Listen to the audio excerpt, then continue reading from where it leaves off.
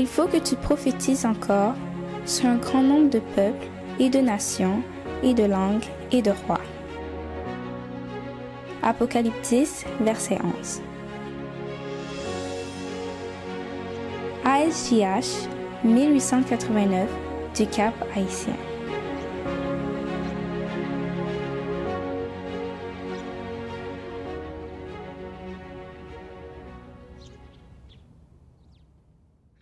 Chers amis, pour une 12e fois, nous allons démasquer la fausseté doctrinale de la Trinité que toutes les grandes dénominations religieuses enseignent à leurs fidèles.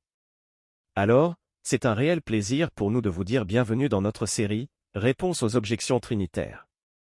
Le verset que nous allons voir se trouve dans l'épître de Paul à Tite. Nous allons nous rendre dans le chapitre 2 et nous allons prendre le 2e verset. Tite 2 verset 13, que nous lisons maintenant. Ce verset dit: En attendant la bienheureuse espérance, et la glorieuse apparition de notre grand Dieu et notre Sauveur Jésus-Christ. Toute la discussion se porte sur l'expression « la glorieuse apparition de notre grand Dieu ». La question est la suivante, ce texte devrait-il être lu de cette manière, la manifestation de la gloire de notre grand Dieu qui est notre Sauveur Jésus-Christ? Ou devrait-il être lu comme ceci, la manifestation de la gloire de notre grand Dieu, de même que de notre Sauveur Jésus-Christ? Le grec de cette expression est ambigu. Commentaire biblique adventiste du 7e jour, volume 7, page 367. Il semble à premier abord que ce texte ne parle que de Jésus-Christ, puisqu'ils sont nombreux à croire que le Père n'est pas supposé venir avec lui lorsqu'il reviendra.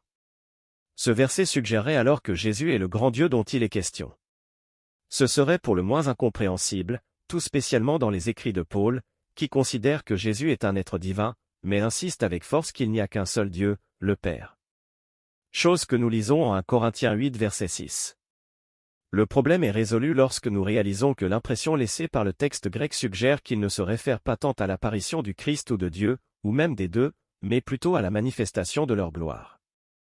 La traduction littérale du grec dans ce passage est « attendant la bienheureuse espérance » et la manifestation de la gloire de notre grand Dieu et Sauveur Jésus-Christ.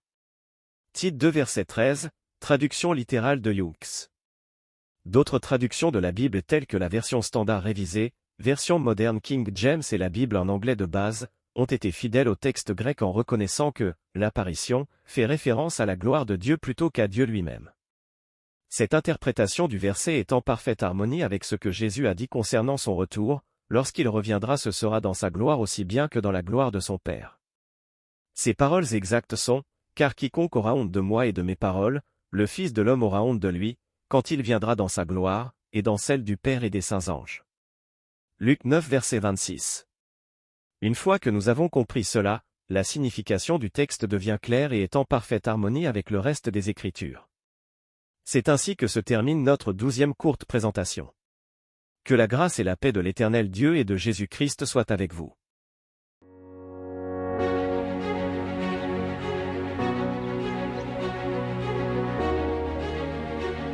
Et de nations, et de langues, et de rois.